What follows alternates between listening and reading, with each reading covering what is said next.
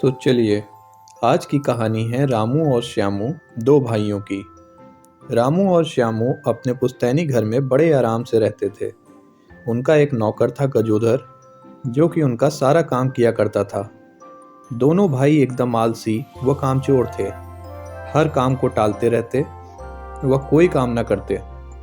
जैसे तैसे बाप दादा की संपत्ति के सहारे ही गुजारा करते, और ऐसे ही करते करते सारी संपत्ति भी खत्म होने के कगार पर थी। श्यामू, आज गांव में मेला लगा है, चलो घूम के आया जाए। नहीं रामू, मुझे तो बहुत नींद आ रही है। मैं जा रहा हूँ सोने। हाँ, ठीक ही कह रहे हो, मैं भी आराम ही कर लेता हूँ। धीरे धीरे ऐसे ही समय बीत गया। रामू और श्यामू के पास जो कुछ भी धन था सब खत्म हो गया, और उनका नौकर भी घर छोड़कर चला गया। भाई श्यामू, कल से हमने कुछ भी नहीं खाया है। घर में कहीं कुछ राशन बचा है क्या? नहीं रामू, घर के सारे बर्तन डिब्बे सब खाली हैं। ऐसे अब हम क्या करेंगे? याद है पिताजी के सबसे प्रिय मित्र सजीवन काका, उनके पास चलते हैं, वो कुछ न कुछ समाधान जरूर बताएंगे। सजीवन काका एक बहुत ही समझदार व्यक्ति थे। उन्हें रामू और श्यामू की आदतों का अच्छे से पता था। रामू और श्यामू सजीवन काका के पास पहुंचकर अपनी सारी समस्या बताते हैं, और यह भी कि वह कोई काम करना नहीं चाहते, बस उन्हें आराम से घर में बैठकर खाना मिलता रहे पहले जैसे। सारी बातें सुनकर कुछ सोचकर सजीवन काका ने कहा, देखो, इसका केवल एक ही रास्ता है। मेरा एक खेत है, उसमें बहुत साल पहले तुम्हारे दादाजी ने एक जादुई संदूक छुपा दिया था।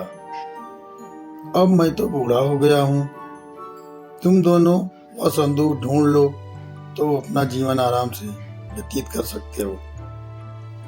काका की बात सुनकर दोनों बहुत खुश हो जाते हैं और खेत की ओर चल देते हैं। रामू और श्यामू खेत की खुदाई करना शुरू कर देते हैं।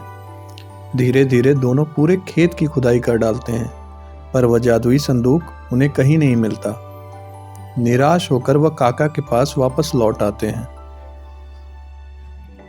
काका, हम दोनों ने पूरे खेत की खुदाई कर डाली, पर वह जादुई संदूक हमें कहीं भी नहीं मिला। बेटा, अब जो मैं कहने जा रहा हूँ उसे ध्यान से सुनो। रामू श्यामू, असली जादू संदूक में नहीं, तुम लोगों के हाथों में है।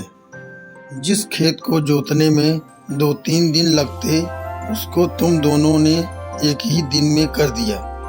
असली जादू तुम्हारे मेहनत करने में है। काका की बात सुनकर रामू और श्यामू आश्चर्य से काका की तरफ देखते रहे। उन्हें काका की सारी बात समझ में आ गई थी। काका, आज आपने हमारी आंखें खोल दी। हम दोनों अब तक अपना जीवन व्यर्थ कर रहे थे, पर अब से हम मेहनत करके ही खाएंगे। बहुत बढ़िया, तो यह लो बीज जो तुमने आज खेत की खुदाई की है, इसको उसमें डाल दो। कुछ समय बाद फसल तैयार हो जाएगी। वो सब तुम दोनों के मेहनत की होगी। उसको बाजार में बेचकर आगे अपने भविष्य की तैयारी करना। रामू और श्यामू दोनों खुश होकर काका को धन्यवाद करते हैं और बीज लेकर चल देते हैं। दोनों ने बीजों को खेतों में डाला और उसकी पूरी रखवाली करने लगे। आगे फसल का भी खूब अच्छे से ध्यान रखा। अब दोनों मेहनत से कमाकर खाने का जादू समझ गए थे। दोनों भाई साथ मिलकर खूब मेहनत करते और खुशी खुशी अपना जीवन व्यतीत करते।